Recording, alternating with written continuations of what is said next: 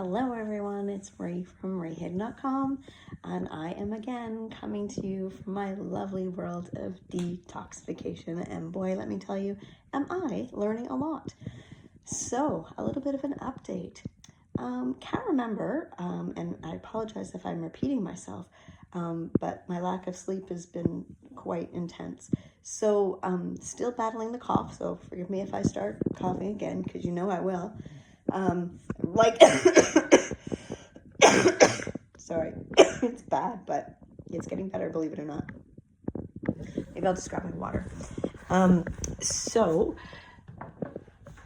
I'm letting you know that this new development took place, and it's called a detox of halides.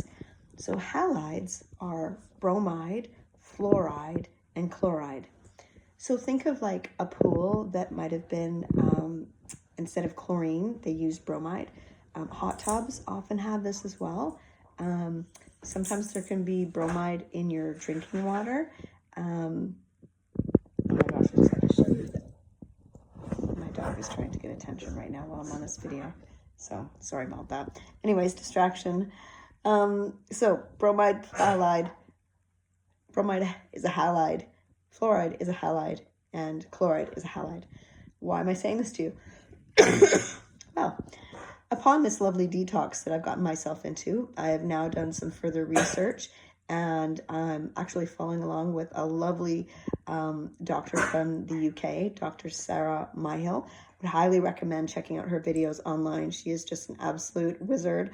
Tons of wisdom, just love her YouTube videos, and she has quite a few out there right now, and amazing books, and lots of remedies and things on her website. So what I've learned is you can get an acne-like rash, and it's the detoxification of bromide. So I remember a little while ago I was telling you how I started taking the Lugol's iodine. Lugol's iodine helps move metals and highlights, and so I'm trying to figure out,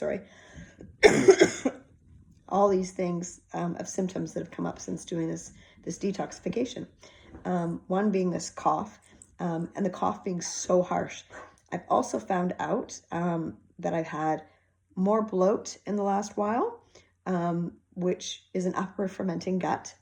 So the first part of your digestive system, like from your mouth down to your anus, that whole area is supposed to be extremely sterile. And when it's not, you actually start fermenting the food in your gut. So some might have SIBO, some might have Candida, so on and so forth, but there's so many different fermentations of the gut out there. So I ended up with bloat this last few days. I've been coughing so hard that I'm basically getting a gag reflex. That correlates to the upper fermenting gut. The halides of bromide and fluoride and chloride having this acne-like rash, which is crazy because it's on my legs, it's on my abdomen, it's my back, it's on my glutes. It's bizarre, and it's not itchy, it's just there. I even ended up with like an acne zit here, which didn't last very long, but I was like, what's that from? Like, I'm not eating anything really. And so anyways, I'm learning a lot, and I want to make sure that I share this all with you. And then also to bring you up to speed, I've been in a 48-hour fast.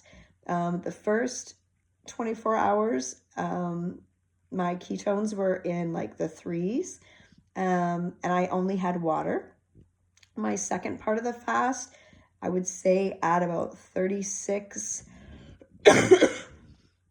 yeah, I think about 36 hours to 38, 40 hours, somewhere in there. I started having bone broth, and I was using a chicken bone broth, and I've kind of been going back and forth between my water and the bone broth. At about 48 hours, give or take an hour, I also had a small amount of chicken with the broth, and I also had a half avocado. My ketones were up at 4.9. That's crazy, right? 4.9. I don't tend to stay there very long, which is why I also wanted to introduce some food, because I want to bring that down. And my glucose numbers were still really good, like 69, 71. So yesterday, my glucose numbers dropped down into 60s, which is why I thought I better think about shifting to bone broth, because at least I'll get some nutrients from that. And I can still get really good autophagy cleansing, and see how I go. So yeah, and I had like, I would say maybe a half a cup of chicken, and half an avocado. And I've been having lots of sea salt, because the sea salt also helps you bind all these halides and purge them. So I hope I'm not overwhelming you with all the crazy that I'm going through, but I just think it's really important to bring you guys up to speed. I definitely know I'm going to be digging into some more protocols and some different things about Lugol's. I also can't remember if I said this. I have a lot of brain fog right now with all this detoxification. The Lugol's I also came off of 48 hours. And I might even do another 24 hours. I'm just going to see how I feel tomorrow, because it is suggested that if you start purging a lot of these halides, that you actually want to pull back the detoxification. And because I'm having this crazy reflex, which means I'm coughing so hard, I'm then going into a vomit situation. That is the upper fermenting gut. So I'm so bloated. I've got so much fermentation. The food isn't going through. And so that's why also we're doing a protocol of vitamin C. Vitamin C every 2 hours with vitamin D to bowel tolerance. So you keep taking this vitamin C, which I'm taking about 3,000 every 2 hours. And what it means bowel tolerance is like, do you get gurgles? Sorry, excuse me. Do you get gurgles? Do you get diarrhea? So on and so forth.